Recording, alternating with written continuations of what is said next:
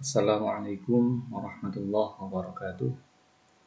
Bismillah, alhamdulillah, wassalatu wassalamu ala rasulillah Muhammad ibn Abdillah wa ala alihi wa sahbihi wa mawalah wa la hawla wa la quwwata illa billah amma ba'd. Bertemu lagi dengan mata kuliah Ad-Dakhil fi Tafsir. Pada kesempatan kali ini kita akan membahas mengenai dakhil melalui hadis maudhu' ataupun hadis palsu. Ada beberapa hal yang akan kita bahas pada pertemuan kali ini, yaitu yang pertama kita akan membahas tentang definisi dari hadis maudhu'. Kemudian kita akan juga membahas sejarah hadis maudhu' dan sebab-sebab kemunculannya. Kemudian kita juga akan membahas tentang indikator ataupun ciri-ciri daripada hadis maudhu', dan selanjutnya kita akan membahas tentang di manakah kebanyakan hadis maudhu' itu terdapat dalam kitab tafsir maupun kitab hadis. Pertama kita akan membahas tentang definisi. Apa itu hadis maudhu'? Ya. Sebelum kita membahas tentang definisi secara istilah ataupun terminologi, kita akan membahas terlebih dahulu apa itu maudhu' secara bahasa atau itu etimologi. Kata maudhu' ya, ini merupakan isim maf'ul.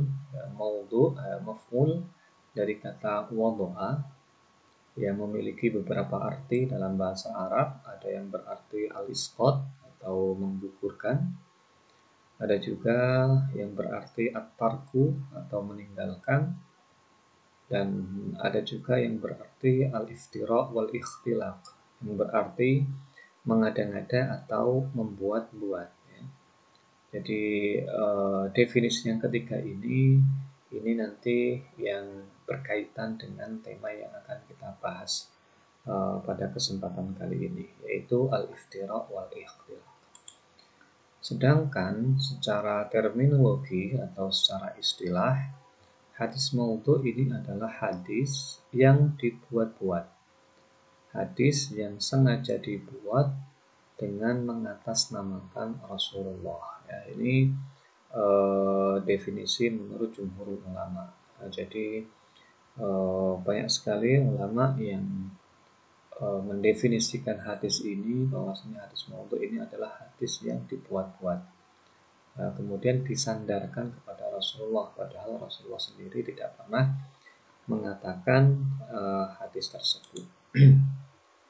Senada dengan jumhurul ulama, Imam An-Nawawi juga memberikan definisi yang hampir serupa.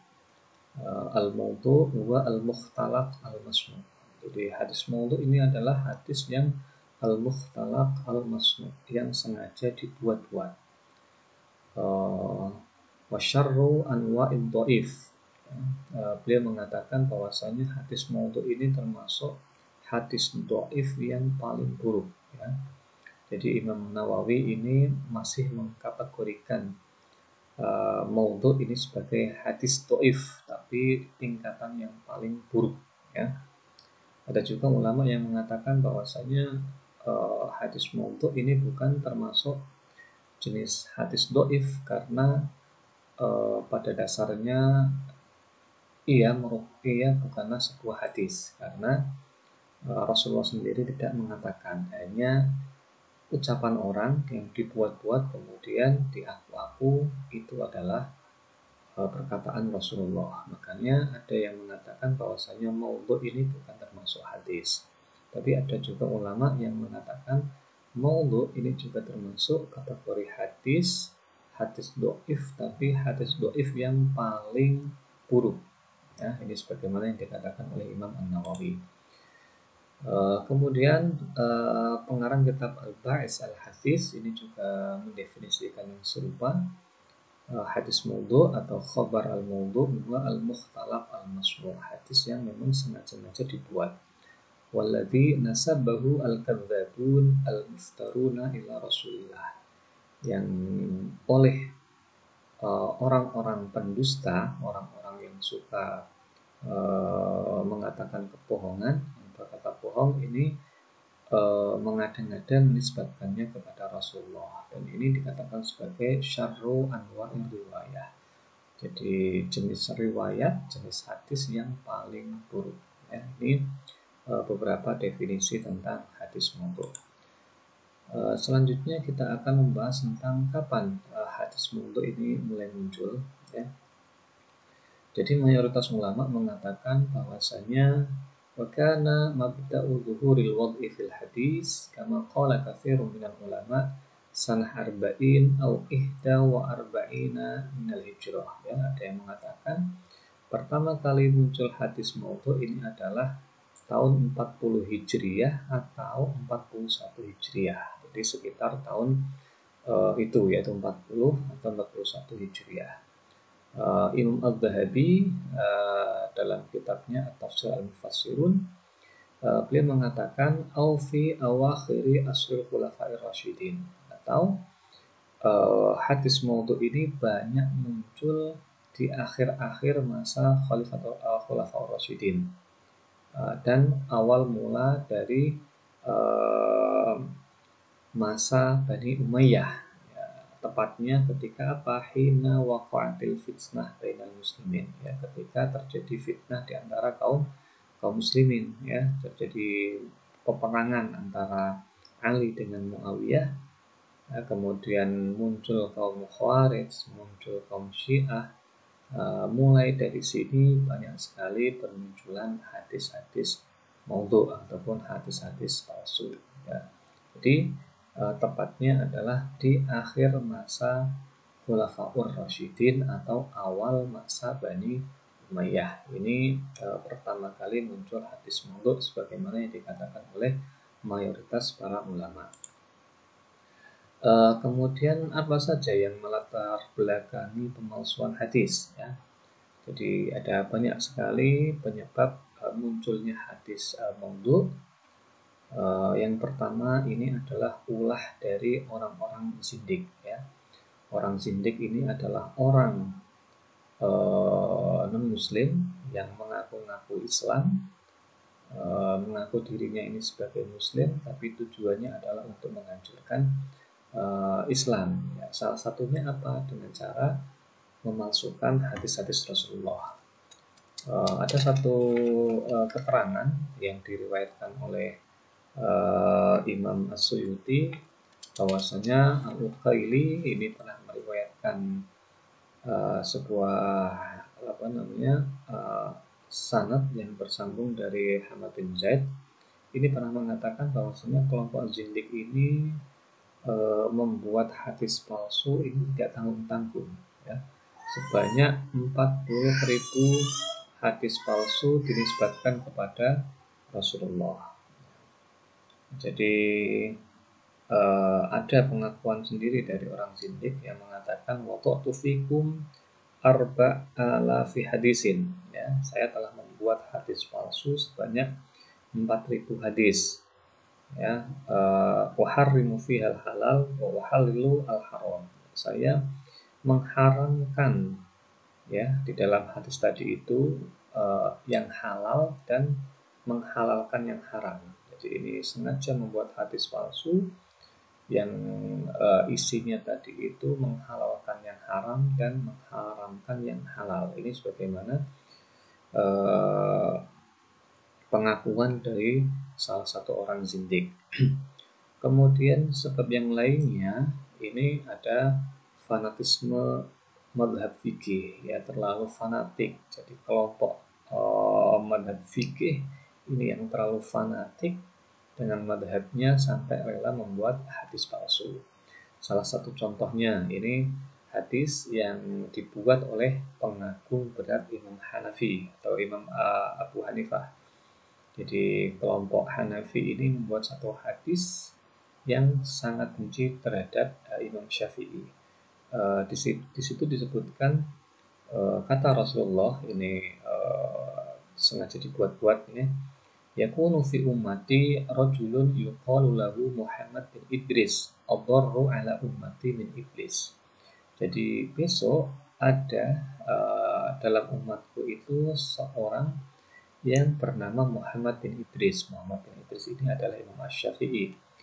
Yang Muhammad bin Idris itu adarru ala ummati min iblis, yang lebih berbahaya, ya, yang lebih berbahaya atas umatku daripada iblis. Wa yakunu fi ummati rajulun yuqalu lahu Abu Hanifah, ya. Dan besok di umatku ada seorang yang bernama Abu Hanifah. Wa huwa siraju ummati, huwa sirru ummati. Dan Abu Hanifah ini merupakan lentera umatku, penerang umatku. Nah, ini adalah hadis yang sengaja diciptakan oleh pendukung Muawiyah yang terlalu fanatik, ya. Jadi ini salah satu sebab pemalsuan hadis. Kemudian ada lagi fanatisme ras dan golongan, ya. Jadi ada yang membuat hadis palsu yang memojokkan satu golongan tertentu dan mengunggulkan golongan yang lain. Contohnya ini hadis yang dibuat oleh orang yang terlalu fanatik dengan Persia tapi sangat benci dengan orang Arab. Ini contohnya, idza auha bi amrin fihi syiddah auhahu bil arabiyah. Ketika Allah itu mewahyukan terkait dengan perkara yang sulit, yang berat, maka Allah mewahyukannya dengan bahasa Arab. Nah, ini ada tendensi karena seolah-olah itu memojokkan bahasa Arab. Bahasa Arab itu bahasa yang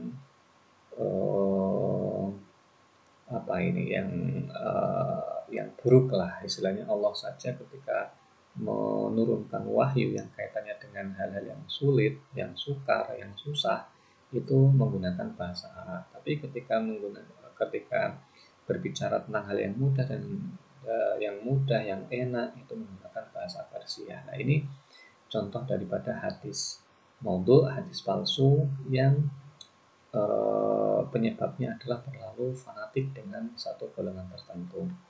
Ada juga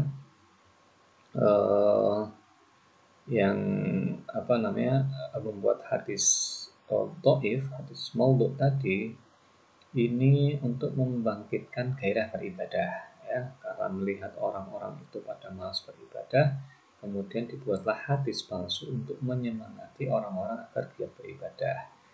Contohnya, ya, barang siapa, ini terkait dengan fadhilul amal yang paling banyak, barang siapa membaca ini maka pahalanya demikian ini, ya. Ini juga termasuk hadis maudhu. Kemudian, nah ini ya contohnya, ya, contoh tadi yang untuk membangkitkan gairah beribadah tadi. Contohnya adalah ma wadha'a hisbah. Jadi ma wudi'a hisbah. Jadi hadis yang dikarang sendiri, hadis palsu yang tujuannya tadi itu apa? Tujuannya adalah untuk meraup pahala yang berlebihan. Contohnya ini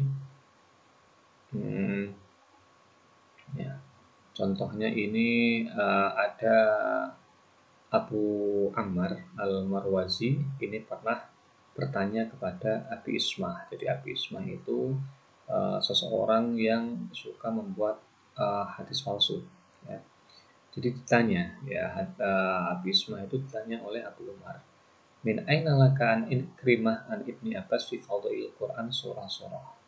Hai Abu Ismah, kamu dapat hadis tentang fadhilul a'mal tadi, tentang fadhilul Quran yang bersumber dari Ikrimah, dari Ibnu Abbas, itu dari siapa?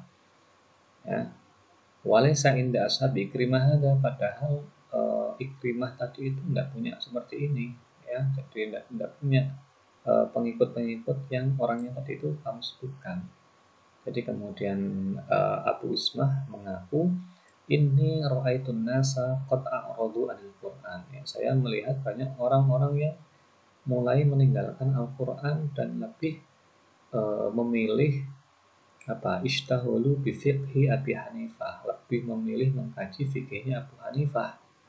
Wa maghazi Muhammad bin Ishaq, lebih banyak mengkaji tentang kitab maghazinya Muhammad bin Ishaq. Wada'tu hadzal hadis isbah, maka saya membuat hadis palsu ini ya supaya apa? Supaya orang-orang kembali membaca Al-Quran karena ada fadilah-fadilahnya. Ini fadilahnya itu sengaja dibuat sendiri oleh Abu Isma. Maka kemudian Abu Isma ini dikenal dengan nama Nuh Al-Jami. Nuh Al-Jami itu maksudnya bagaimana? Abu Isma itu Nuh, dia itu punya segala hal, tapi tidak ada satu yang tidak dia punyai, yaitu kejujuran. Dalam artian Abu Isma ini terkenal sebagai orang yang pembohong. Ini beberapa sebab-sebab tentang pemalsuan hadis. Kemudian bagaimana cara melacak hadis maudhu itu sendiri ya? Bagaimana ciri-cirinya? Jadi untuk melacak hadis maudhu ini ada dua ciri. Yang pertama itu bisa kita lihat dari si perawi, dan yang kedua itu bisa kita lihat dari yang diriwayatkan atau hadisnya. Kalau indikatornya itu terkait dengan si perawi, maka ini bisa dianalisa. Yang pertama bagaimana? Yang pertama si perawi tadi itu mengaku kalau dirinya itu memalsukan hadis. Jadi ketika ada si perawi mengaku dirinya itu memalsukan hadis, maka ini sudah jelas bahwasanya hadis yang diriwayatkan itu adalah palsu. Sebagaimana pengakuan dari Maisarah bin Abdurrabbih Al-Farisi ini pernah mengaku ya, beliau Maisarah ini pernah membuat hadis palsu terkait dengan keutamaan Al-Quran, keutamaan surat-surat yang ada dalam Al-Quran. Jadi kalau ada seorang perawi mengaku dirinya itu telah memalsukan hadis, maka itu sudah pasti bahwasanya hadis yang diriwayatkan tadi ini adalah hadis palsu. Kemudian ciri yang kedua yang kaitannya dengan perawi, ini ada indikator yang tidak mungkin kalau hadis itu adalah hadis sahih. Contohnya apa? Contohnya si perawi tadi itu meriwayatkan hadis dari orang yang belum pernah dia temui ya. Atau ketika dilacak ya, si perawi tadi itu lahir setelah wafatnya orang yang diriwayatkan tadi ya. Ini juga tidak mungkin ya. Contohnya seperti ini ya. Jadi Ismail bin Iyas ini pernah bertanya kepada seseorang, orang tadi itu memasukkan hadis, ini ditanya diuji. Ismail bin Iyas tadi bertanya, Ayu sanatin katabta an Khalid bin Ma'dan. Ya, tahun berapa kamu mendapatkan hadis ini dari Khalid bin Ma'dan? Ya. Ini pernah menguji seorang, ya, orang itu mengaku dia itu meriwayatkan hadis dari Khalid bin Ma'dan. Kemudian dijawab oleh orang tadi, saya mendapatkannya pada tahun 113 ya, 113. Kemudian oleh Ismail tadi dikatakan anta taz'amu annaka sami'ta minhu ba'da mautihi bisab'i sinin. Jadi kamu tadi barusan mengaku ya kalau kamu itu sebenarnya mendengar hadis itu dari Khalid bin Ma'dan itu 7 tahun setelah kematiannya. Nah, ini kan jelas tidak mungkin sudah 7 tahun mati bisa mendengarkan hadis dari Khalid bin Ma'dan ya. Kenapa? Karena Khalid bin Ma'dan tadi itu wafat pada tahun 106 ya. 106 itu sudah wafat, tapi orang tadi itu meriwayatkan katanya itu dapat pada tahun 113. Jadi ada selisih 7 tahun. Nah, ini sangat tidak mungkin. Jadi ketika ketika tidak mungkin seperti ini sudah jelas bahwasanya hadis yang diriwayatkan adalah hadis maudhu atau hadis palsu. Kemudian ada lagi ciri-cirinya yang terkait dengan redaksinya atau matan hadisnya. Matan hadisnya itu kalau bertentangan dengan Al-Quran, ini klasifikasi hadisnya itu maudhu, bertentangan dengan hadis yang lain, ini juga maudhu, bertentangan dengan ijma ulama, ini juga maudhu, bertentangan dengan akal, ini juga hadisnya itu maudhu, bertentangan dengan realitas sejarah, ini juga hadisnya maudhu, bertentangan dengan sunatullah, kemudian maknanya rancu, terlalu berlebihan. Terlalu berlebihan di sini itu maksudnya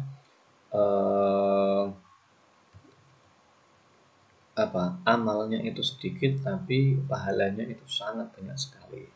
Jadi amal yang dikerjakan itu ringan ya, tapi pahalanya itu sangat besar sekali, atau sebaliknya ini juga terindikasi bahwasanya hadis itu adalah hadis maudhu. Kemudian yang terakhir, bagaimana hukum meriwayatkan hadis maudhu. Jadi hukum meriwayatkan hadis maudhu ini pada hakikatnya itu tidak diperbolehkan. La tajuzu riwayatul hadis al-maudhu. Tidak diperbolehkan meriwayatkan hadis maudhu. Karena apa? Karena sama saja kita menyebarkan fitnah, menyebarkan sesuatu yang sebenarnya Rasulullah tadi itu tidak pernah mengatakannya, mensabdakannya. Jadi ini malah kita seolah-olah ikut menyebarkan hadis maudhu, itu tidak boleh. Jadi meriwayatkan hadis maudhu itu tidak boleh, kecuali idza jaa muqtarinan bi bayani wadhihi, kecuali dibarengi dengan penjelasan bahwasanya hadis tersebut ini adalah hadis palsu. Jadi ada penjelasan, ada keterangan, ini loh hadis palsu. Jadi ketika meriwayatkan hadis tadi kemudian dikasih keterangan bahwasanya itu adalah hadis palsu, maka itu diperbolehkan. Sehingga apa? Hatta layaqtaqidun nas fi sihhatihi, sehingga orang-orang itu tidak beranggapan bahwasanya hadis tadi itu, ucapan tadi itu sahih ya, wa ya'maluna bimuqtadahu, kemudian diamalkan. Jadi tidak boleh ketika meriwayatkan hadis maudhu tidak ada embel-embelnya, tidak ada keterangannya, itu tidak boleh.